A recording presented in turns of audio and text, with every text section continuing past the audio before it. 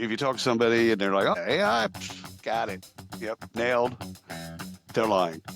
They do not have it. They do not have it figured out because there is a single company that has it figured out. We're at a precipice, if you will, or crossroads, if you want to use that language, where we either adapt to the technologies that are in front of us or will become irrelevant. You can see these different waves that hit the beach where our industry has just been turned on its head, and we've survived and thrived, actually. And we're going to do that with AI too.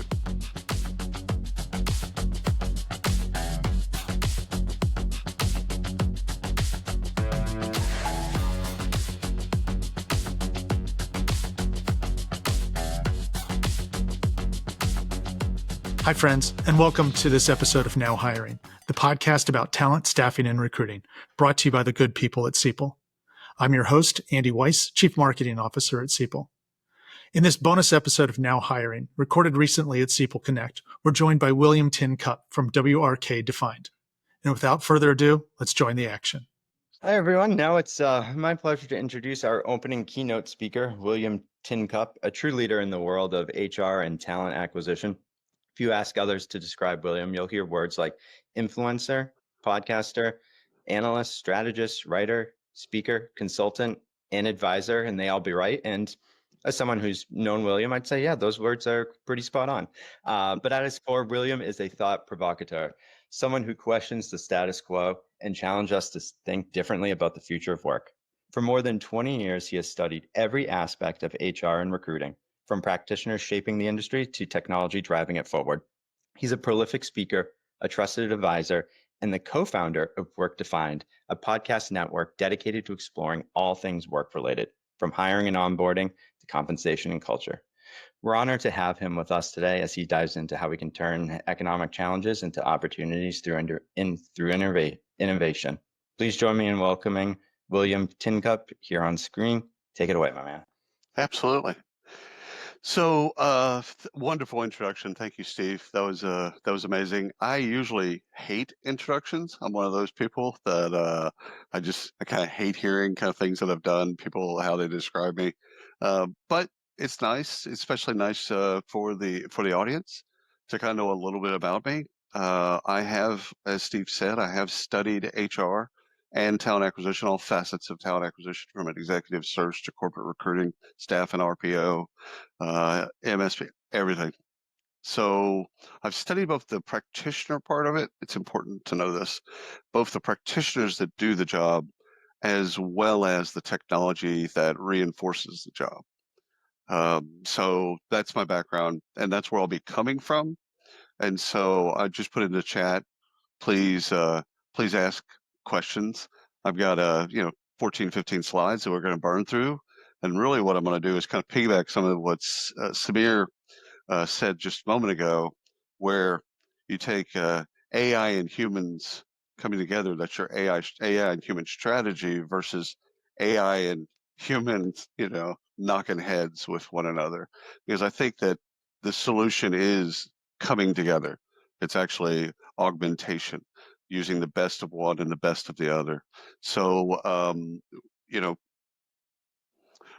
Steve, when he was introduced me, told you about Work Defined. I'll just briefly tell you what it is. It's a podcast network. So it's a work-related podcast network. We have 35 shows on the network right now. We'll be at 100 by the end of the year. And it's just if you like podcasts, video, audio, etc., it's a good place to just find out what different things that are going on. We got a staffing show. We got, we're trying to touch all facets of work. If you're really into AI, Bob Pulver has a show called Elevate Your AIQ, your AI like IQ. And it's a fantastic show. He's got about 50 something episodes in, and he's got wonderful guests. So if you're really, really, really interested in AI, that's a really cool show for you. But anyhow, the podcast network itself, we're always looking for shows. So if you listen to a show, or if you're listening to a show and you're like, this is fantastic, William needs to know about this, please let me know. because I do want to know about it. We want to collect all the independent work-related podcasts. So enough about me. That's that. Now we're going to start getting into the more important part is there's going to be 4 slides in a row, 3 that I want you to read. Normally, I wouldn't ask you to read, but I don't want to read it to you because I hate having slides read to me. So please read.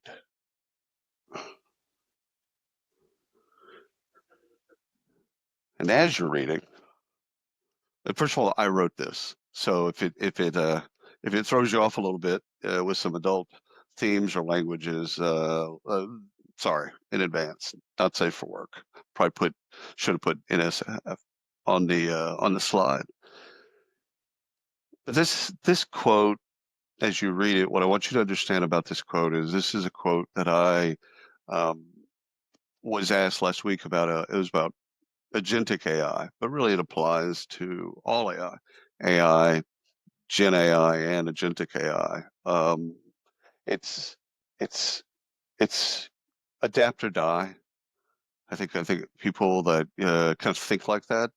I think this is the appropriate time to think.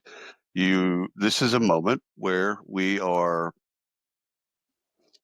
at a precipice, if you will, or crossroads, if you want to use that language, where we either adapt to the technologies that are in front of us, or will become irrelevant.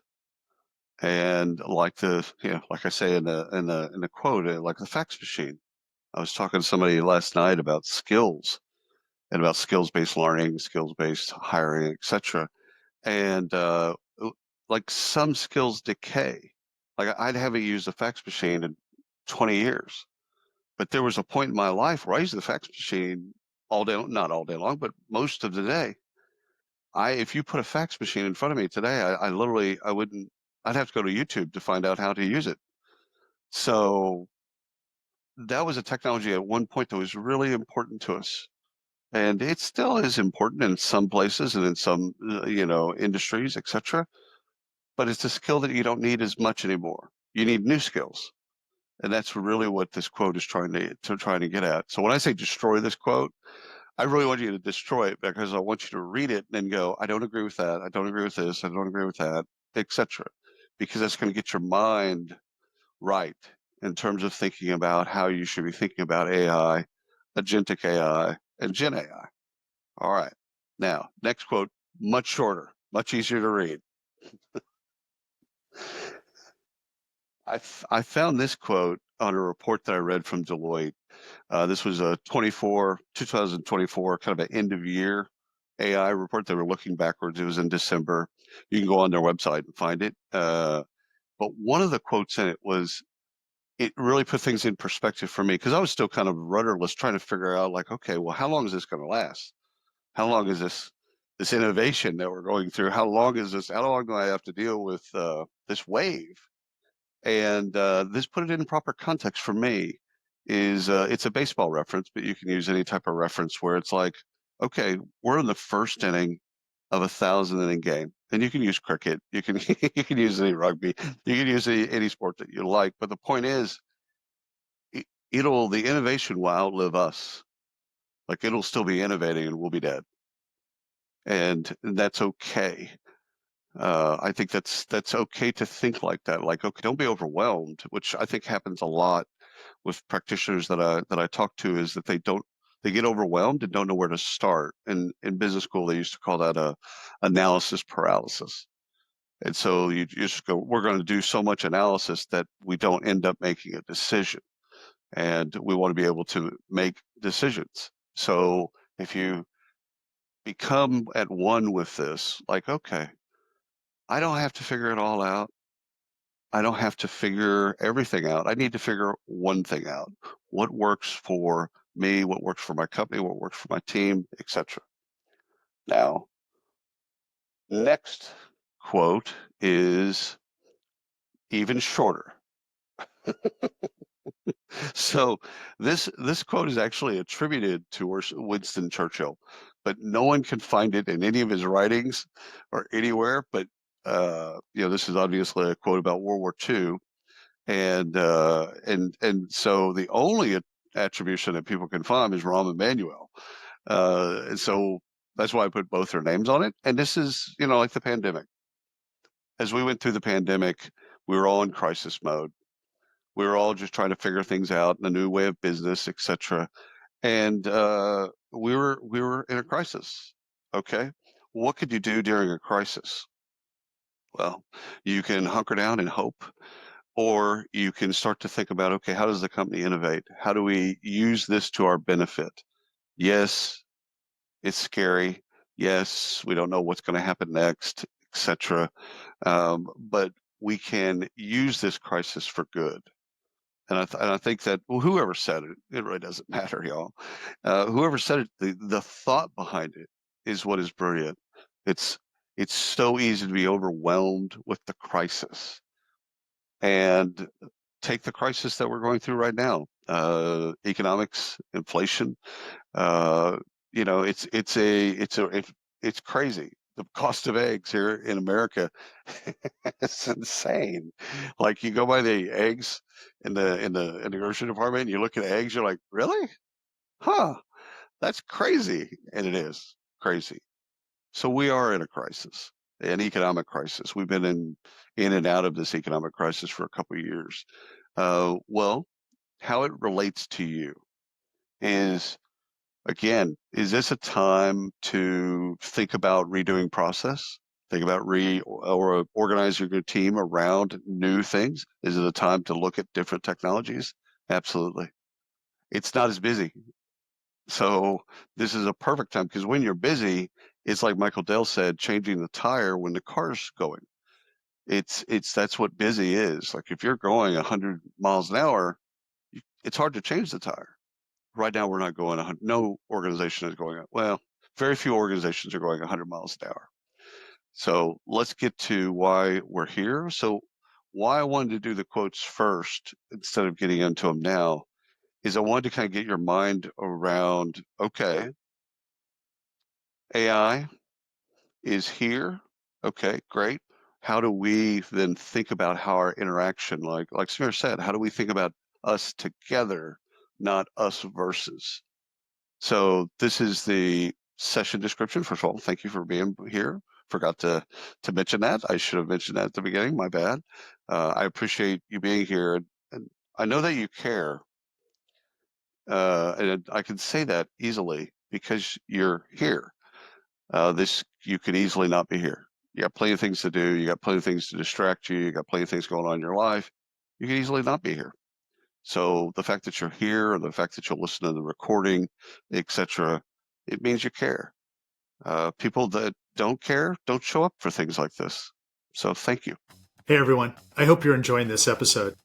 And if you like what we're doing here at Now Hiring, I invite you to check out our newsletter, also called Now Hiring. You can find registration for that at ceipal.com. And now back to our episode. All right, let's go into something that happened just yesterday. Pillar. It's an interviewing technology. So they do standard interviews, they do transcripts, and they do stack ranking of candidates based on the questions and answers in an interview. Small company, $5 million in funding, etc. Employ is it's a lot of brands: JobVite, Lever, Jazz HR, and a bunch of other brands that are put together to basically be a talent acquisition platform for the corporate recruiting. Okay, yesterday they announced an acquisition. Now, you wouldn't think that this is a time that's ripe for acquisitions. And it wasn't a dumpster fire. It wasn't a garage sale. They actually went out and acquired Pillar, and then they've already have it fully infused with Lever, and they're going to, by the end of the month, they'll have it infused into JobVite. And then at one point, they're going to have some light product for Jazz HR, because their three ATSs hit all of the market. JobVite is upmarket, Lever is mid-market, and Jazz HR is SMB. And so they bought this technology, and talked to the CEO yesterday and asked him, what was one of their first questions? Why now? And his response was wonderful, actually. It was, this is the time to be bold. this is the time to actually look at what, like he was looking at from his perspective and saying, I'm not going to be able to build it all. I can't build it all. And partnerships are great. So let's see who we can partner with for the things that we need to partner with our clients. And there's going to be some things that, you need to purchase, you need to acquire. And why I want to highlight that is Pillar is all AI. And it's beautiful. And it could have just kind of kept riding and alone as a separate product. No big deal. It's a really, really well-run company. That would have been fine. But the employee, they've been working on the deal since October. And they've been looking at this and they're saying to themselves, could we build it? Yeah, but we shouldn't. We need to go buy it, and this is the time to be bold. And so with Exhibit A, what I'm really trying to carry across to you in continuation of the theme so far is this is actually the moment that you have where you aren't as busy as normal. And this is the time to really throw yourself into AI, Gen AI, and Agentic AI. I'll probably just say AI from here on out. You'll know the differences between the three. But the idea is this is the time. This is the time to actually throw yourself into it so that you feel comfortable both trying things and also failing. And I think that's one of the things that I see is people with that analysis paralysis. It's hindering their decision making because they think that there's a perfect solution around the corner, and there is no such thing. Sorry, if y'all were looking for a perfect solution, yeah, I just killed that. My bad.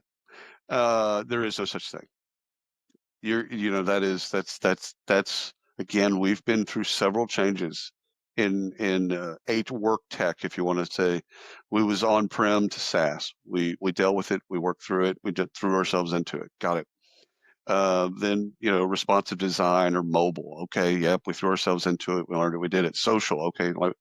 You can see these different waves that hit the beach where our industry has just been turned on its head, and we've survived and thrived actually, and we're going to do that with AI too. So a message of positivity is important to me because I don't want you to go through the whole day, because you got a whole day of really, really cool day, a half day of really cool things. We're going to be talking about technology. You're going to be talking about different things your partners are doing, etc. So like it's an exciting time. The part where you shouldn't be overwhelmed is starting and failing, starting and failing, starting and failing, starting and failing. That's okay, because that's what we did with SaaS. When we went from on-prem to SaaS, those first 5-6 years were just littered with failure. And same thing with all the other things that we've been through. It's okay. Failure's a part of this. And I think it's okay for you to actually embrace a style that says, you know what, let's throw it against the wall. Let's see if it works, and let's see if it doesn't. If it doesn't, let's go quickly. So, Exhibit B, talent acquisition either is a competitive advantage or it isn't. These are binary. It's black and white. The companies that you work with, your company that you work with, you're either at the board level looking at TA and saying humans, people are one of our competitive advantages.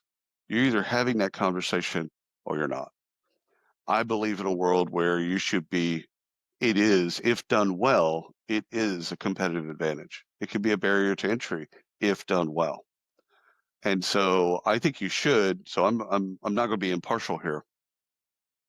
I think you actually should look at talent acquisition and retention and going further in HR, which I probably wouldn't care as much about, but talent acquisition, acquiring the right talent, both quickly, speed to hire, quality of hire, and cost of hire. Doing all of those things, but getting the right people into your organization. If you do that well, now again, take any of your sports metaphors, any of your teams that you might follow, it doesn't really matter. That's an accumulation of talent. That's all that is. It's an accumulation of talent, and that's their advantage, and things go their way. So I think you look at talent acquisition as that way. Again, not just important. Notice I'm not using critical or important or really, really, necessary, whatever the words might be. I'm actually taking it to the next place of no, this is actually one of your competitive advantages if done well.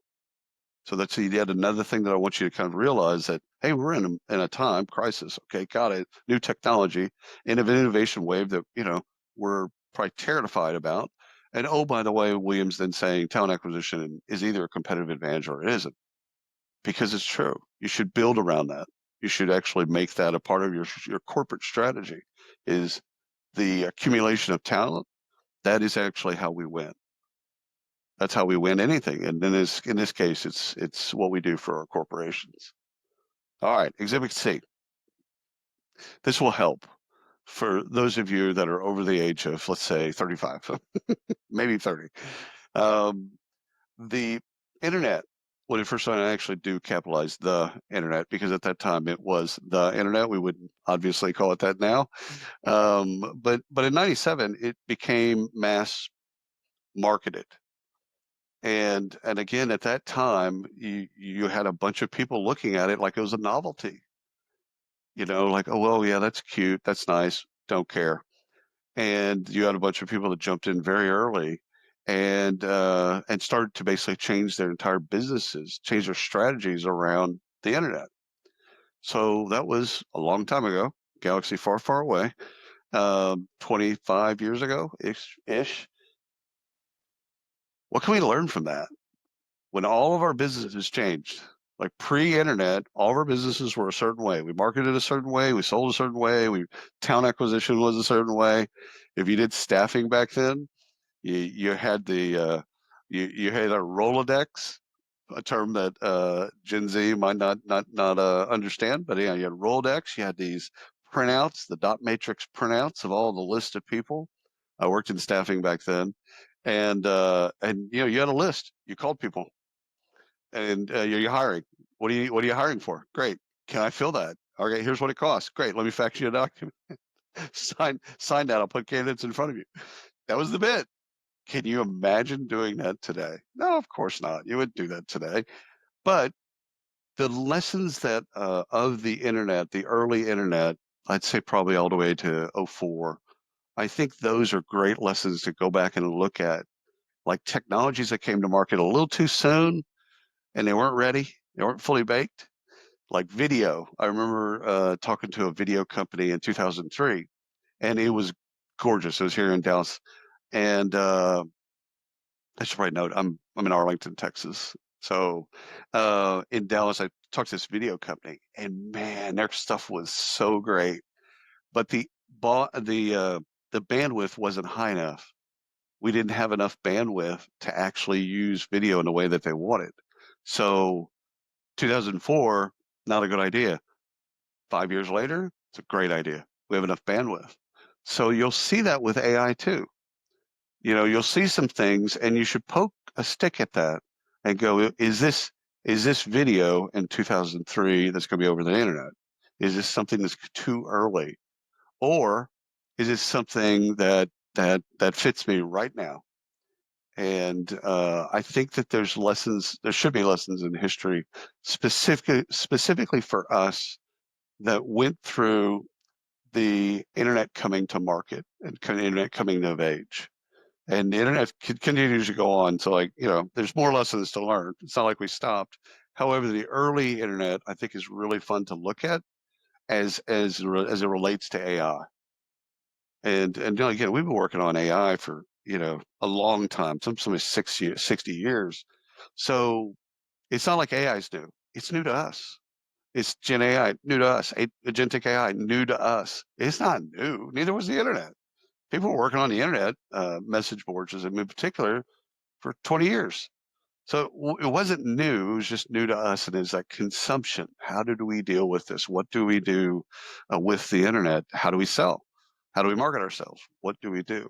I think that's a really cool listen. Like when you're alone, to think about that moment in time and go, oh, okay. I remember being a bit overwhelmed. I remember, not understanding kind of how it'd play out. I understand there was a lot of pressure to get on the internet, to do things on the internet. And so look at all those lessons, especially those of you that went through it. Those of you that didn't, it's okay. There's plenty of examples. I'm just using this one as an example of looking at a time in which new technology came along and we either adopted it or we didn't. And again, that's 4K. If you want to use something that everyone knows now, 4K when it first came about, people were like, too expensive. It's not right now. It really is not that big of a deal. Blah blah blah. Can anyone imagine a world where you're watching TV and it's not 4K? Like that's insane, right? Well, that's a technology shift. That's all this is a shift. That one was an easy shift.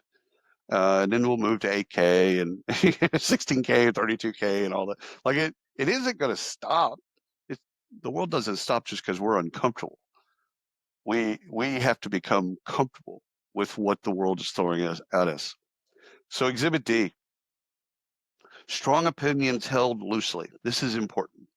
So basically, whatever you want to try in AI, I'm going to give you a pass that basically says, try it. Try it. Just try something. And so you might have a belief that AI right now carries a lot of human bias. I'm going to stay away from certain products because it's just not sussed out yet. That's fine. But hold those views and those opinions very loosely because the technology is moving at such a rate where you might have been right and then all of a sudden you're wrong. Whereas a decision like that, or you have a strong opinion, about something a couple of years ago, you could hold on to that pretty long. That was a good opinion, and you could hold on to it, not a problem. This is not that. This is the rate of change in AI is it's like gnats. It's like a millisecond. They have that old joke of the fish that swims across the fishbowl, and then when they turn around, it's a brand new world. Their memory is so short that by the time they swim to the other side of the bowl, they've already forgotten everything they've learned, and then they swim this way as well. Speed of AI is insane. So my best advice, and second point is try something. It really doesn't matter. Just try something. Ditch it, replace it, and don't fall in love with anything. That is extremely, if I could kind of encapsulate everything, don't fall in love with any AI technology because you'll still hold on to it. You'll think that you made the right decision and this is going to stay forever and all that stuff. Half-lives. So use it until that technology that augments the experience that you need. Use it until it's not relevant to you anymore, or there's a better technology. So again, I like strong opinions. I love people that have strong opinions. Have them, just hold them really, really loosely, and don't fall in love with anything. The try something, that's the old in marketing. You'd say throw spaghetti against the wall and see what sticks. It's the same thing with AI. You just throw it against the wall, see what sticks. If it sticks, yeah, continue to use it up until it's time to not use it. Exhibit E. This is important as well because you've got to look at your learning and say to yourself, okay, how fast can I learn some of these things? So one thing is create a peer group. You and 10 other people, get on WhatsApp or whatever and share what you're learning. It's because you can only learn so fast. So getting other people and finding out, especially people that are your peers, and if it's recruiter to recruiter or staffing owner to staffing owner, whatever your peer group is, create a small group. Just create a small group and it's just what we've learned. Hey, we tried so and so product. It really works really well here. Falls off a little bit here. Great. And then ask them to do the same. The whole reason you've created this peer group is to share what you've learned. And again, you can't learn it all. But I believe that if you want to read, there's tons of newsletters out there. All you have to do is really Google Gen AI newsletters, and you're going to be filled with, or you can go to Substack or Medium, where they have a lot of newsletters all kind of in one place, and just type it in and find newsletters, read a couple of them, and go, okay, yeah, I need that. I need that. Same thing with podcasts. If it's more of an audio or visual kind of thing that you're into in terms of learning, then there's a ton of podcasts that are out there that are just talking about very specific parts of AI. Like there's an agentic AI show, and that's all it's doing. That's all it's trying to do is look at how that world is forming, where it's going, where it's been, what it's doing, etc. So learning with Exhibit E, the carryover for you is you've got to learn. There's no one knows it all. Go check, got that. But you've got to learn. And when I say got to, it's that sounds very harsh, I think, and I don't want to come across that way. But yeah, you have to. You really do have to learn new things. You can opt out of that process. I don't advise it. I don't advise it. This is the moment where I think you look yourself in the mirror and go, okay, time for me to learn something new. I'm gonna roll up my sleeves and I'm gonna jump right in. And I'm gonna learn something new. And oh, by the way, that's probably going to change a year from now. Okay, great. But I'll at least be able to enter the conversation and talk to people about what I'm learning. Exhibit F, I think with Exhibit F, what's great is you're going to fail. You're going to fail even when you try. So as I told you a couple slides ago, try stuff, and if it doesn't work, rip it out, try something else. So that you could consider that failure. To me, that's not failure. Failure is doing nothing. That's failure. And thinking like social, there's so many people when social first came on, kind of hit corporate, that they thought, you know what, if we don't have a Facebook account, it'll just go away. Or if we don't have a Twitter account or X account, it'll go away. It's not going away. In fact, it's omnipresent. TikTok and Instagram Reels, like people scroll content now. They don't necessarily read. They don't go to a place. They're just scrolling content, whether or not they're doing it on Instagram or TikTok or Facebook or whatever. They're scrolling content. It's interesting up until the point where it's not interesting. They scrolled up. That's what you've got to look at and say, okay, this isn't going away. You'll die first before we've seen the end of what happens with AI. So just do something. If you got anything out of Exhibit F, do something. Exhibit G, real simple. If anyone acts like they have it figured out, like if you talk to somebody and they're like, oh yeah, AI, got it, yep, nailed, they're lying. They do not have it. They do not have it figured out because there is a single company that has it figured out. So don't stress about that by not having it out, by not having it. The last thing I'd like to say is have fun. It's extremely important to have fun with this. Try things, share, have fun. And the last thing is make it a want to. I want to try AI. I want to learn AI, not have to. Like have to is like you're forced, you're beaten over the head with it. Let's not do that. Steve, how you doing, brother? I'm good. Just listening to all of your perspectives and wisdom. So always great to hear. Thanks again for taking some time to hang out with us today. A big thank you to William for shaking things up and challenging our notions of AI. Be sure to connect with William on wrkdefine.com. And if you enjoy this episode, check out our Now Hiring newsletter for more industry insights and strategies. Until next time, we're now hiring.